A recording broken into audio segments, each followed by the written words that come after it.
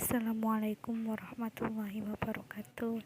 Perkenalkan, nama saya Sulastri dari kelas 1 Pendidikan Agama Islam B, Fakultas Tarbiyah dan Ilmu Keguruan,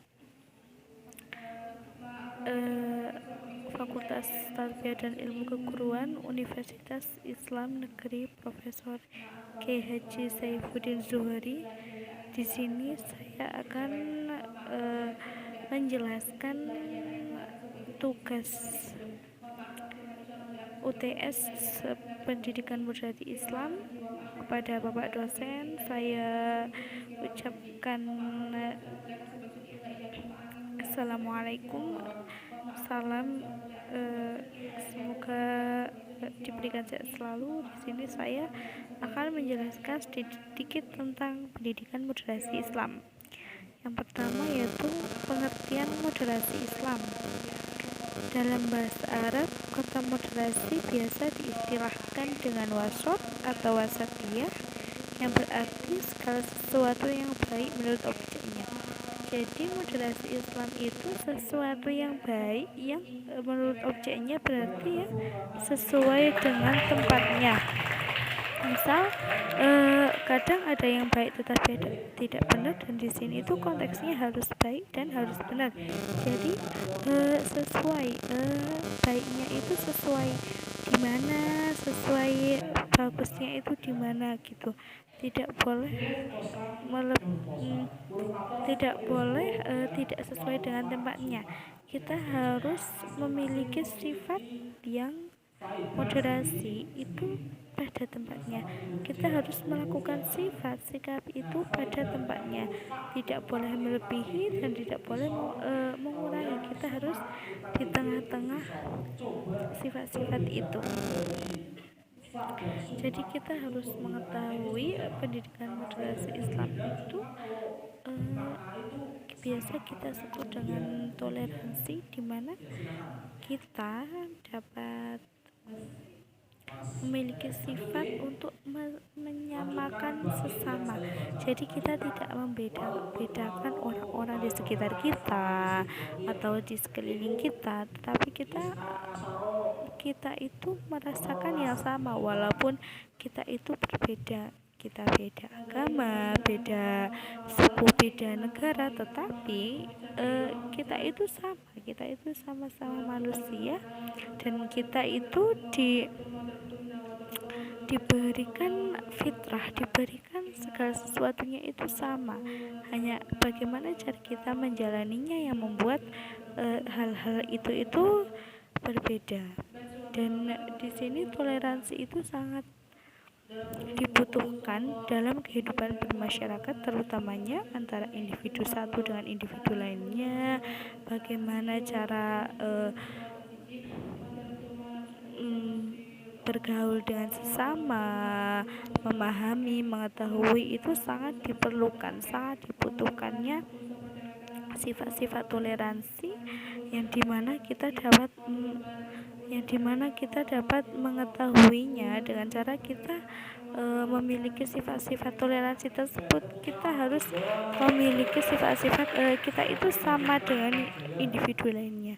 Tidak ada yang membedakan. Yang membedakan itu sudut pandang kita, bagaimana cara berpikir kita, bagaimana cara mengolah pikiran kita. Di sini itu kita sama. Yang membedakan itu hanya agama kita gitu. Kemudian yang kedua adalah latar belakang munculnya moderasi beragama di Indonesia, yaitu perbincangan seputar moderasi beragama mulai digiatkan oleh kalangan akademisi pasca Kementerian Agama meluncurkan buku moderasi beragama. Moderasi beragama menjadi skala prioritasnya dalam pembangunan dan sekaligus menjadi bagian dari strategi kebudayaan dalam memajukan kebudayaan Indonesia. Jadi latar belakangnya itu Kementerian Agama mengangkat tema ini, moderasi beragama, ke ranah umum, sehingga banyak menjadi perbincangan dan perlu perhatian khusus, sehingga dibuatkanlah seperti seperti bukan undang-undang tetapi seperti peraturan bahwasanya betapa pentingnya moderasi beragama itu di kalangan kita itu. Jadi kita harus mengetahui bagaimana cara kita bermoderasi, bagaimana cara kita bertoleransi. Itu harus sesuai dengan keadaan di Indonesia, di mana di Indonesia ini latar belakangnya sendiri kan Indonesia itu kan banyak sekali bahasa, suku, bangsa dan agama. Jadi kita harus bertoleransi, kita harus menerima perbedaan di antara kita, di antara perbedaan agama, perbedaan ras, suku maupun bahasa dan segalanya itu kita harus memiliki toleransi yang tinggi begitu. Jadi kita harus memiliki sifat-sifat tersebut untuk dalam kita menjalankan kehidupan di Indonesia ini, yang dimana manusianya atau penghuninya, warganya itu relatif setiap harinya itu selalu bercengkrama, berkomunikasi dengan lancar, sehingga mengharuskan kita untuk memiliki sifat dan sikap yang baik terhadap sesama. Contohnya sendiri yaitu sikap toleransi tersebut kita harus mengimplementasikannya pada kehidupan sehari-hari, untuk mengetahui bagaimana cara kita beragama, untuk saling sharing bagaimana agama satu dengan agama lainnya, bagaimana kita mengetahui cara-cara kita beribadah kepada Allah. Setiap agama itu memiliki visi dan misinya masing-masing, sehingga kita sebagai manusia harusnya itu mengakuinya, mengikutinya, dan menjalankannya apa yang menjadi visi dan misi tersebut. Jadi kita sebagai warga negara khususnya harus tahu bagaimana kita harus bertoleransi, mengikuti zaman yang menjadi tantangan seperti ini. Kita harus mengikuti jalannya ini, tetapi dengan kita harus tetap bertoleransi, kita harus tetap mengikuti apa yang menjadi prioritas, menjadi minoritas, yaitu toleransi sendiri. Toleransi itu mengakui adanya perbedaan, menerima adanya perbedaan, dan dengan lapang dada itu kita terima bahwasanya itu tuh yang terbaik buat kita, seperti itu. Kemudian setelah latar belakang juga ada konsep pendidikan moderasi Islam, yaitu konsep pendidikan moderasi Islam sebagai pendekatan komprehensif dan terpadu. Moderasi Islam juga harus menjadi identitas, visi, corak, dan karakteristik utama pendidikan Islam, bukan sekedar nilai partikular. Di sini diperlukan langkah yang lebih konstruktif dengan lebih menempatkan moderasi Islam sebagai arus utama pendidikan Islam. Jadi di sini kita harus mengetahui bahwasanya pendidikan moderasi Islam itu sangat penting, di mana di Indonesia sendiri itu kan pendidikan sebagai bidang utama, bidang yang paling menonjol dari bidang-bidang lainnya, di mana setiap warga negara itu wajib menempuh pendidikan dalam peraturan, yaitu sekarang minimal 9 tahun kalau tidak salah, seperti itu. Jadi kita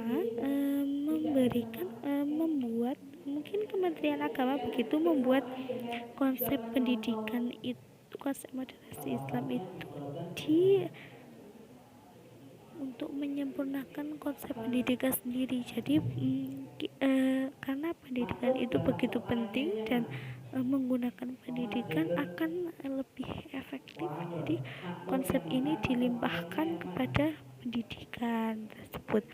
Jadi dapat kita ketahui bahwasanya pendidikan itu sangat penting, sehingga terutama pendidikan moderasi atau pendidikan tentang toleransi tersebut itu sangat dibutuhkan dalam zaman-zaman sekarang, ya, di mana setiap orang itu sudah saling tidak tidak care. Jadi sekarang itu orang satu dan orang lainnya itu lebih ke kayak individual begitu. Jadi kita harus menanamkan toleransi itu dalam bidang pendidikan, baik itu dari TK atau PAUD, itu seharusnya sudah mulai kita perkenalkan apa itu toleransi, apa itu menerima perbedaan, bagaimana caranya. Kemudian ketika kita mulai SD, untuk mulai mengerti materi-materinya, teori-teorinya. Kemudian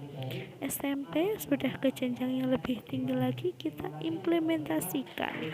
Kemudian di SMA, di mana kita akan bertemu orang-orang yang mungkin berbeda agama atau sebagainya, kita harus menerimanya, kita harus bertoleransinya begitu. Jadi kita harus menerimanya dan menerima apa yang menjadi keharusannya. Kemudian selanjutnya ada prinsip-prinsip moderasi Islam. Yang pertama ada prinsip qad izani, prinsip maqasid wasail, prinsip usul furu, dan prinsip 3R dalam kajian Islam. Jadi kajian Islam sendiri itu kan dimana sangat diperlukan dalam pendidikan Islam, yang harus kita wajibkan, kita berikan contoh untuk menjadi pendidikan yang lebih baik ke depannya gitu.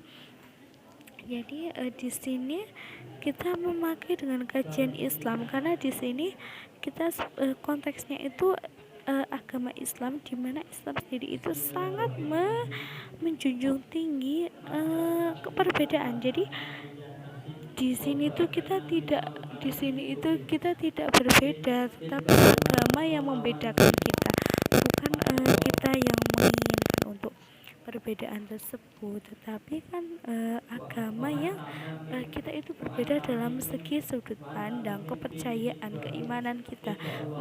Kita itu sebagai manusia, fitrahnya itu sama, kita itu manusia sama, tidak ada yang membedakan.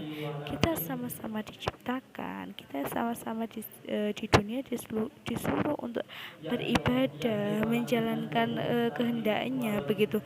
Jadi sebagai manusia kita harus belajar menjadi toleransi,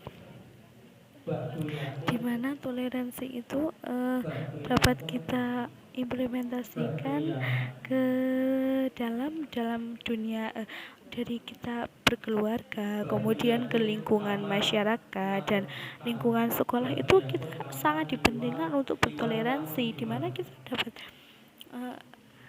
mempelajarinya itu ketika di jenjang pendidikan, kemudian kita implementasikan atau kita amalkan ke dalam jenjang yang lebih tinggi lagi, seperti itu.